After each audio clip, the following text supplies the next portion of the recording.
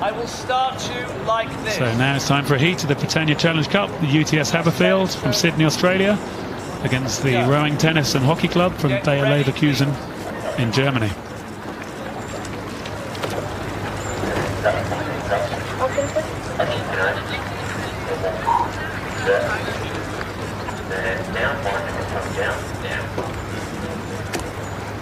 So just squaring the blades, tightening his gait. I wouldn't normally be doing that. Really aggressive straight away from the Bayer Leverkusen crew. U.T.S. much more measured and calm and building up. So they might give away a few feet in the first few strokes, but then their idea, I guess, is to transition into a much more sustainable rhythm. Well, I think we both know Tim McLaren, the coach of the U.T.S. Haberfield crew, and he'd want that long, slower, more measured approach as opposed to the Leverkusen crew bashing it out, getting the boat up to maximum speed as fast as they can. Yeah, and these are very young crews. The U.T.S. crew, there's 3 18-year-olds and a 19-year-old, and I think the stern pair, this Bayer Leverkusen crew, are both 18. So some young guys in this event, really a long way through this event. And Bayer Leverkusen just moving out to almost half a length within about 45 seconds of the race. But will that steady rhythm of the U.T.S. crew be able to help them, or will this Bayer Leverkusen crew be able to keep this gap opening? And at the moment, I think Bayer Leverkusen is still moving on the crew from Sydney, from U.T.S. Haberfield, on the far side of the picture. Yeah, and looking at U.T.S. crew, it really is typical Tim McLaren rowing. Really good posture the way they sit, they row really neat and tidy, and it's just a very compact, clean, efficient rhythm. And let's see whether the experience of these crews who can sustain their form all the way through. I mean, Bayer Leverkusen had a tough race yesterday, whereas U.T.S. really didn't have such a hard day of it. And I think that U.T.S. crew have actually started to come back now that rhythm is working for them, that efficiency that you described. That I'm going to ask you more about what a typical Tim McLaren crew really looks like and means. But first, let's stay with the race and stay with the action, because it's so good in front of us. And this crew is just easing up from Sydney, Australia, against the crew from Bayer Leverkusen in front of us, where the effort looks like it's too much from the two-man Dennis Deathman, the three-man Marius Koch, just working a bit too hard and not as efficiently as they need to. Yeah, there's a couple of big guys in there, aren't they? It just looks like it's more upper body driven right early on in the stroke. I mean, they are defending champions. They won this event last year. I think two of the guys who were in the 4 in this were actually in the 8 we watched a couple of minutes ago. But U.T.S. was some young guys coming over to experience another part of the rowing world, really. Young guys who are in Australia. They come over to Henley with their parents who've also come over, get a completely different sort of taste of our sport. Well, we mentioned Henley being on the bucket list of rowers who want to go around the world and experience the races like this. Ahead of the Charles, the Armada Cup in Switzerland. There's some fantastic races, and this is one. And we're being treated to the last race today, a fantastic side-by-side Henley race. Bayer Leverkusen to the left of the picture, U.T.S. Haberfield on the far side now, and U.T.S. Haberfield have started to ease their way through. Yeah, they've got a very tidy rhythm there. And whereas the Leverkusen crew, much more physical crew, and the way the boat, you can see look at the name of Rudern boat, the way that it's bouncing, you can see the name almost disappears. Whereas if you look at the U.T.S. crew, really, there's much less difference in how much the boat is sinking the catch. So tell me, when you say a typical Tim McLaren crew, what are we seeing then from that U.T.S. Haberfield crew there? Well, he's meticulous in the way he wants the guys to row. He's very clear on what he wants them to do, and they don't move their bodies around a lot.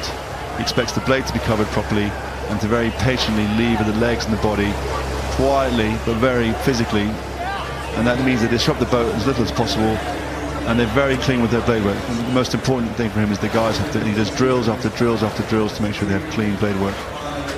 And that blade work does look fantastic, doesn't it? So clean on the U.T.S. Haberfield boat there. You see Tim Morrison in the stroke, in the coxswain seat, just reminding the crew of probably some key basics that they need to keep in place. It's not a complicated stroke, is it? No, it really isn't. And it's, there's no body opening early, there's no arms breaking early. It's like blade in the water, push the legs, pull your back, and let the arms finish it off. Textbook, really. You can see it there, and that marker board, it's about a third of a length, maybe easing out towards a half a length now. Look at that wash they're going to have to take on.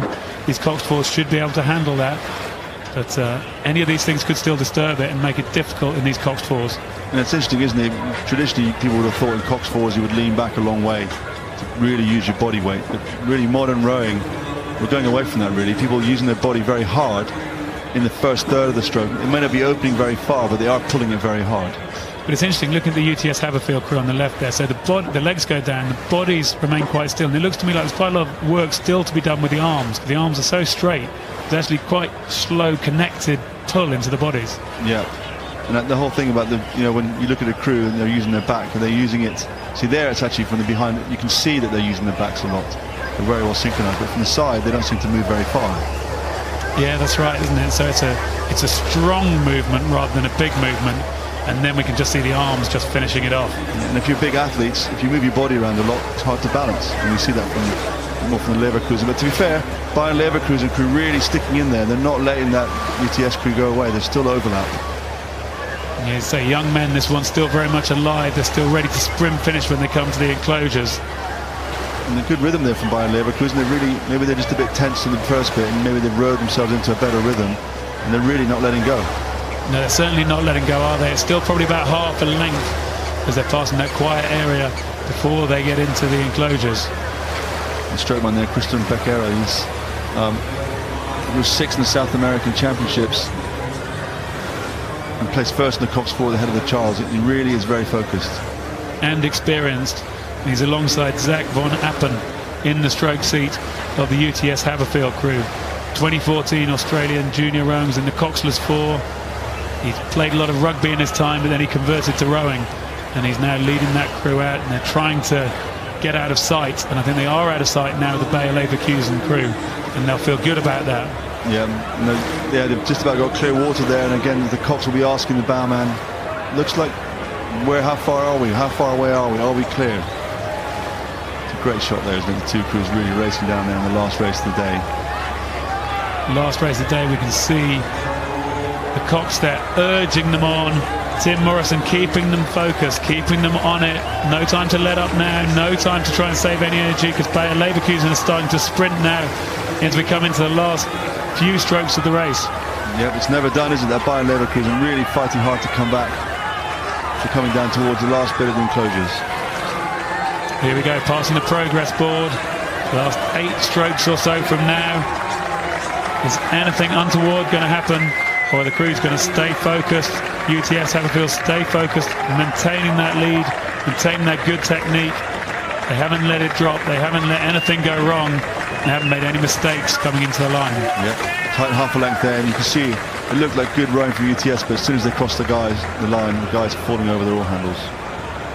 You see them falling over the oar handles there, but it's confirmed that's a win. The Britannia Challenge Cup for U.T.S. Haberfield from Sydney in Australia over the Rowing, Tennis and Hockey Club from Bayer Leverkusen in Germany.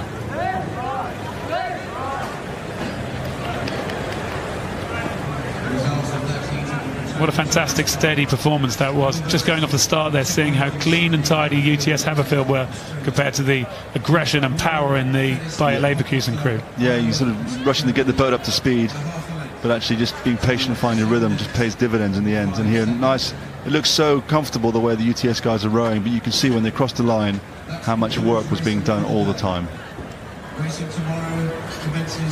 And we see it there. They managed to just keep that technique. Their coach, Tim McLaren, will be proud of them. They should be proud of themselves. They managed to keep those bodies quiet, stable, efficient, effective, and move the boat all the way down the course.